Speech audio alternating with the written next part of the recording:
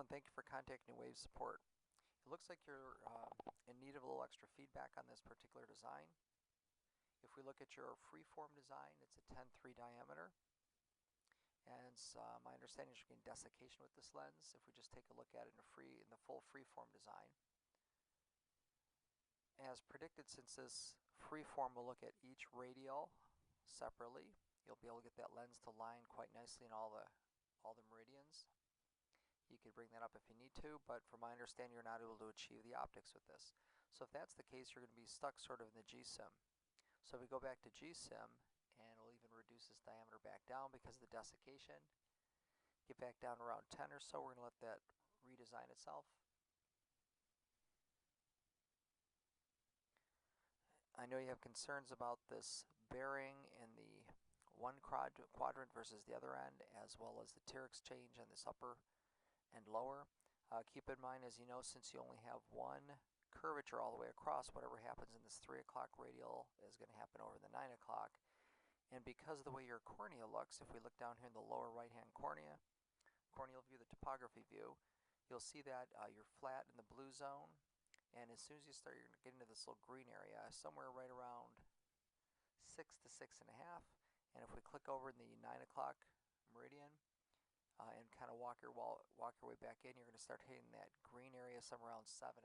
So now you got about a diopter or a millimeter to millimeter and a half difference between the two sides.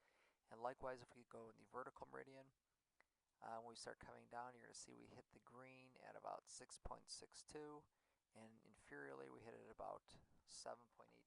So you got about a millimeter difference on that too. So just because you have one single curvature and the horizontal, you would predict that this lens will have to look a little different out here, as well as the other side. There's really no way to change one side versus the other in GSIM. It's whatever you change one meridian affects the other side. So you're going to have that little difference. So all you can really do in this particular design, assuming GSIM gives you the best optics, you'll have to just kind of use your basic instincts to see, your clinical instincts to see, can you go and change in either of these meridians enough.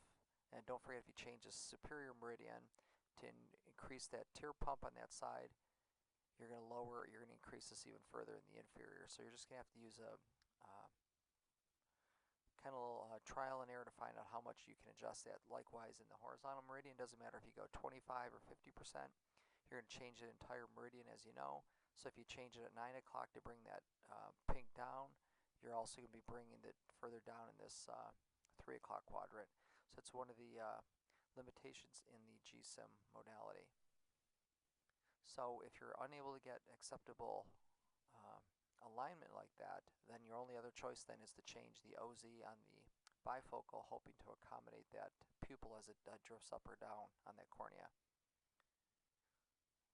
Well, hopefully that'll help clarify some of your concerns.